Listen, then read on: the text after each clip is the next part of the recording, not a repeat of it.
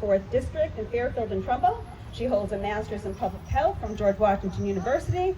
Sarah has more than 20 years of experience as a public health advocate at the national, state, and local levels, working to build healthier communities for some of our most vulnerable populations. Sarah is the very proud mother of a transgender child, and since taking office has been working to protect the rights of the LGBTQ plus community. And I'm sorry for speaking too fast for LGBTQ plus community. So I apologize for that fast speaking. And with that, I'm going to give the mic to Sarah. Thank you, Christine, and thank you everybody for coming out here.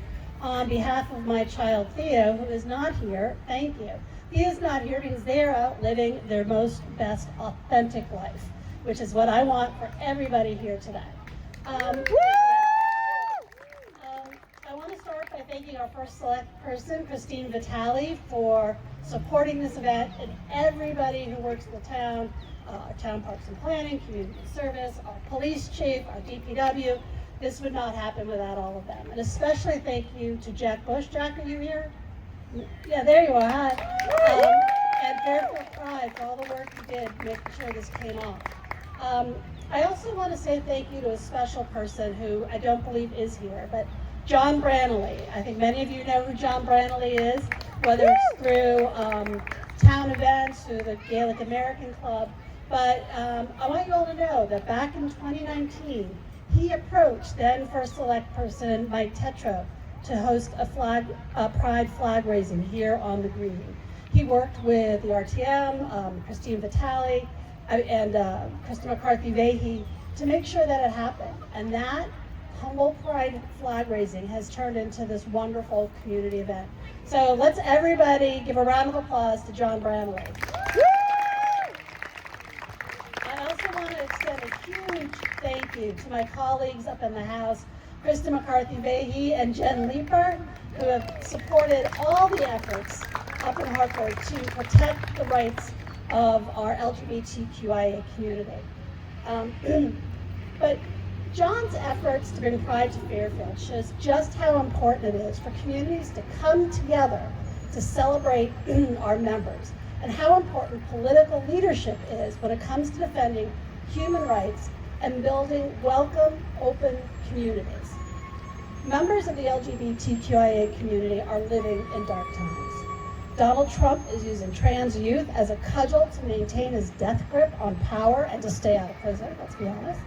And he's doing his best to weaken the Civil Rights Act that protects us all, but especially members of the LGBTQI community, from discrimination in the workplace. He's canceled over $125 million in grants to organizations that provide medical care to the LGBTQI community. He's even resulted to blackmailing hospitals here in Connecticut to end their gender-affirming care programs by withholding Medicaid dollars. But we in Connecticut have taken a different path. Here in the legislature with my colleagues, over the past several years, we passed the Reproductive Freedom Defense Act to protect our providers of reproductive and gender-affirming care. We created the Connecticut Parentage Act so LGBTQIA plus parents are protected and legally recognized by the state. We expanded access to HIV prevention medication for at-risk youth and expanded fertility coverage for LGBTQIA couples.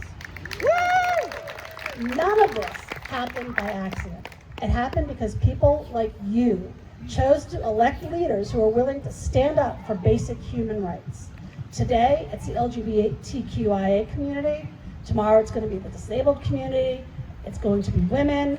It's going to be people of color. We need to stand together and stand strong to defend basic human rights, especially the rights to live as yourself and to love who you love. This event is a beautiful, joyful one, but it's a fragile one. We cannot take it for granted. We must remain vigilant. We must remain united against hate and discrimination, but more importantly, we need to remember to love each other and to celebrate our differences, because love is love is love, and love will conquer all. So thank you all for your time, for being here and being such an amazing community. I'm going to turn it right back over to our wonderful first select person,